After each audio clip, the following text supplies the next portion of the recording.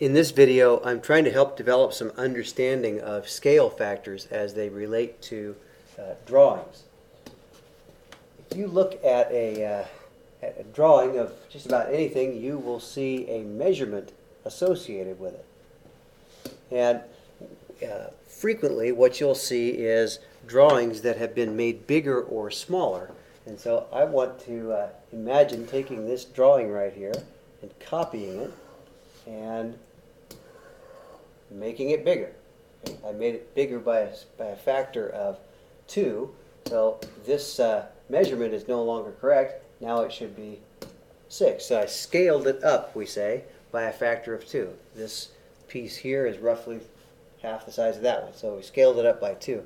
If I had scaled it up by 3, just grab a copy of the line itself, scaled it up by 3, it'd be 3 times as long. So now I've made it 9 feet. Okay? You could also take a drawing and scale it down by making it half as big as it was before. So now it's 1.5 feet. So when you scale something, you change the size of it. Well, this is something that's been seen a lot in a lot of computer drawing software.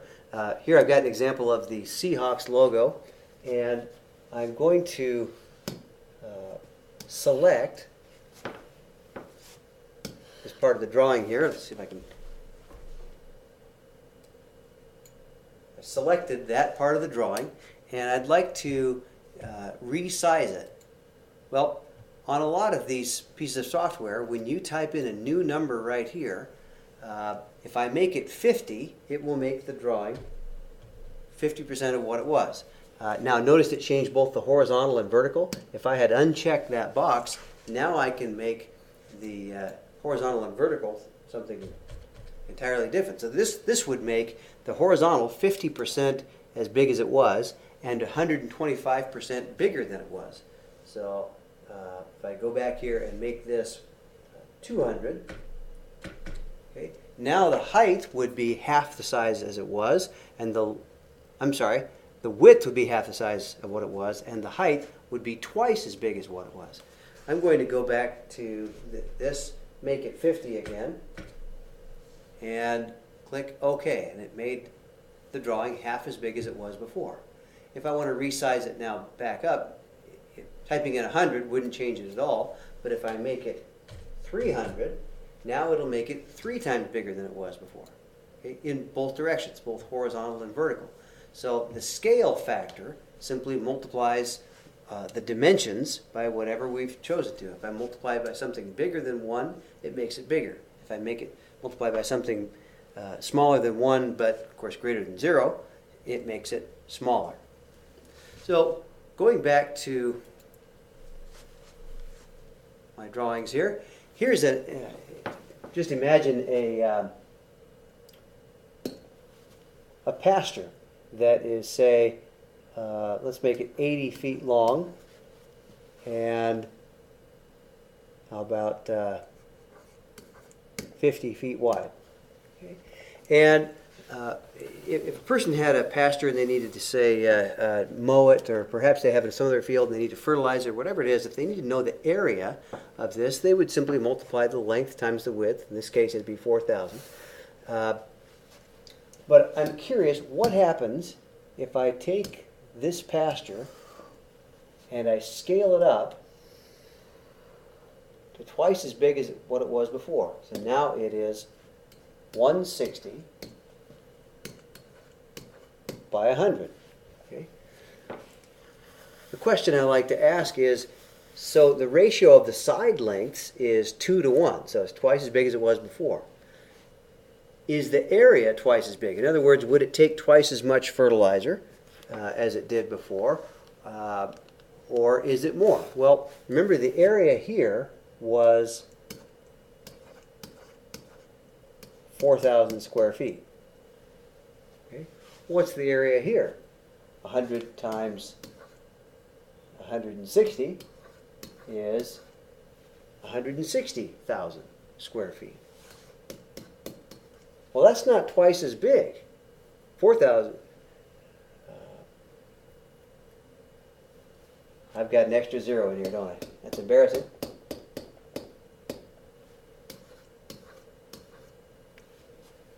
$16,000 square feet. So it's not twice as big. Twice as big would be 8,000 square feet. Okay? But how much bigger is it? Well, 16,000 divided by 4,000, that's a 4-to-1 ratio. So when we had a 2-to-1 ratio of the side lengths, we had a 4-to-1 ratio of the areas. Well, what would have happened if we'd made it 3 times as big? Well, I'm going to get rid of all these things and go back to this and say, let's make this 20 and 15. Okay. So this would be 300. What if I tripled everything? So make the side lengths, side ratios 3-to-1. So this would be 60, and this is 45. What's the new area? Well, I don't think it's going to be 3 times the area. Let's see what it is. 45 times 60 is 2,700 square feet. How many times bigger is that? 2,700 over 300. That is a 9-to-1 ratio. Wow. So when I made the side lengths twice as big, I got 4 times as much area. When I made the side lengths 3 times as big, I got 9 times as much area. And you might be seeing a pattern. If I'd made it 5 times as big, the area would be 25 times as big, or whatever your scale factor is, squared. Well, we also like to look at volume. And here I've got a picture of a cylinder, and it tells you here what the how to find the volume of a cylinder. Well, I want to copy this cylinder and make it twice as big. So if this had been, say, 8 inches, and the height had been 20 inches, this formula tells us how to find the volume. Okay. Take the radius and square it, so 8 squared, multiply by pi, and multiply by the height. Well, over here on this one, if we make it twice as big, this is now 16 inches and 40 inches. And our volume will be 16 squared times pi times 40. Well, if we calculate all of this out here, we don't get twice the volume when we calculate it out. We don't even get 4 times the volume. We actually get 8 times the volume. Let me step over here and show you the result of that.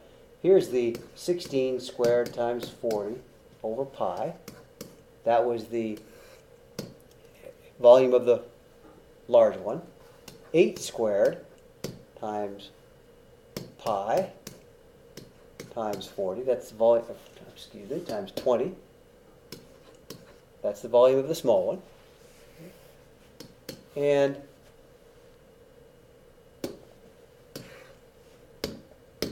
$16 squared times 40 gives you 10,240 pi.